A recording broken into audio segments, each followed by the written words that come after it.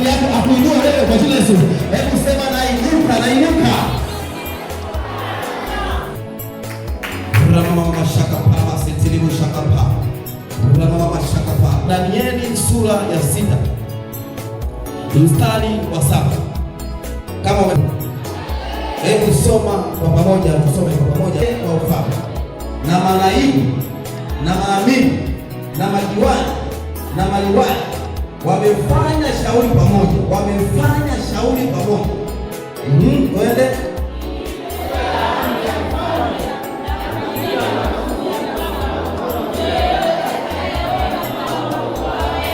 Hivi wale ambao unatufunyaje sisi hapa?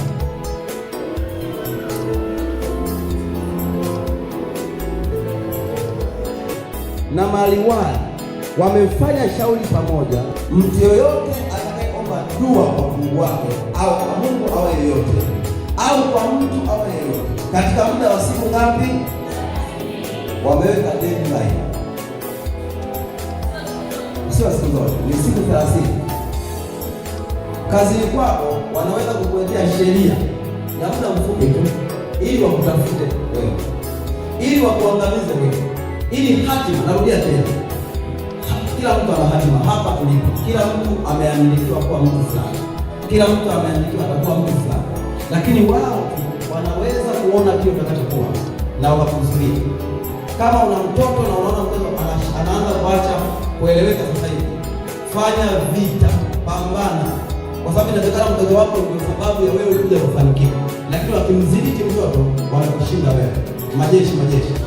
Nimesema sio familia zote hawatoka, na wakati mwingine hawatatoka wote kufanikiwa. Anaweza kutoka mtu mmoja tu kufanikiwa. Sasa yule anayetaka kutoka ndio yule ambaye yeye mnamdharau. Huyo wa kutoka ndio yule ambaye nyinyi au ndio wewe mwenyewe ambaye hata kanisani hapa unaona umekaa umeshika kidevu. Unaona kanisa kumbe ni wewe ambaye tunazungumza na wewe. Ni kwa sababu utakapofahamu tu utatoka. Utakapofahamu tu utasonga mbele. Utakapofahamu tu unaenda kufanyia kazi kule kazini kwako. Sababu ukiangalia hali yako ya maombi haipo, hata kujua Mungu umjui sawa. Umekuja tu hapa kwa bahati, ni kama bahati mbaya tu kwamba umeona kuna mtu anakuja kanisani akasema kweli na roho hiyo. Majeshi. Lakini moyo wako, hiyo ni ishara kwamba wewe kuna namna unatakiwa kuivusha familia, kuna namna unatakiwa wewe mkubwa, ila wale jamaa wamekuzuia. Hebu sema kwa damu ya Yesu, vikao vya mashetani leo kwa damu ya Yesu na visambaratisha kwa damu ya Yesu. Mstari wa 8 anasema sasa, mfalme, piga marufuku ukatie sahihi maandiko haya.